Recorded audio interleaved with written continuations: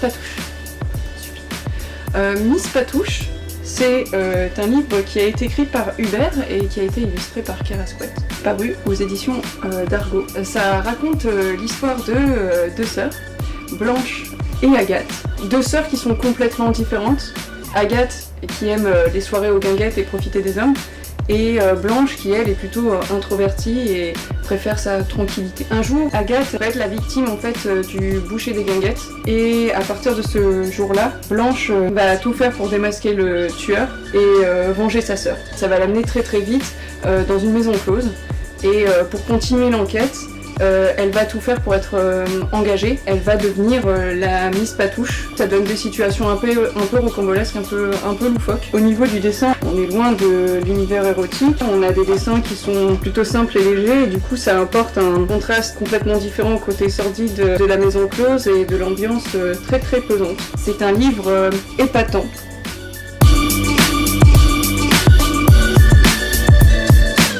Je vais vous parler d'Imbattable, mais malheureusement il y a la cave et il faut que j'aille le chercher.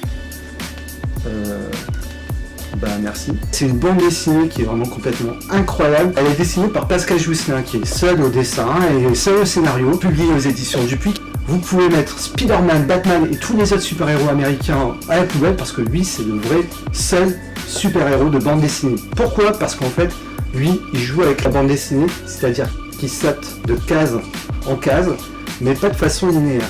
Il y a peut-être les images qui passent au même moment pour pouvoir vous faire comprendre ce qui se passe, parce que là moi je peux pas vous faire comprendre autrement. Imbattable, il a des belles valeurs, c'est un type qui va au marché, il va aller s'acheter des légumes frais, des choses comme ça, il vit dans son petit village, il va sauver la veuf et les petits chats, minouches. Il se bat de temps en temps contre des savants fous, contre des plaisantins, etc. Et même contre Pépé Cochonnet. C'est saupoudré de temps en temps par de la poésie. C'est vraiment une bande dessinée qui est très très maligne et qui peut plaire à toute la famille. On est à la croisée de Finémon de Fred aux éditions d'Argo, un vrai classique des années 70-80, et puis de Gaston Lagaffe. En fait, moi, si j'avais une définition de ce que j'aime dans la bande dessinée, en fait, ma meilleure réponse, ce serait de dire Imbattable.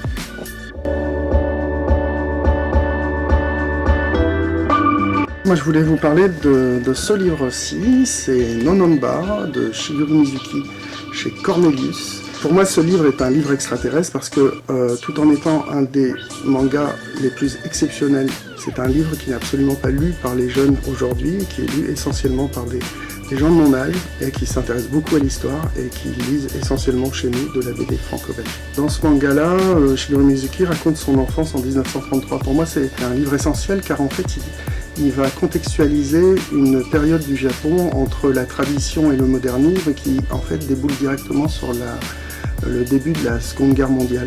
Pour autant, l'auteur arrive à garder à l'esprit que le narrateur est un enfant de 10 ans, donc on n'a jamais un problème à la lecture où en fait il dit et sait des choses qu'il n'est pas censé savoir. C'est une lecture qui peut sembler très dense, il y a quand même plus de 300 pages. Or, en fait, c'est un page turner comme tous les mangas qui se lit assez facilement.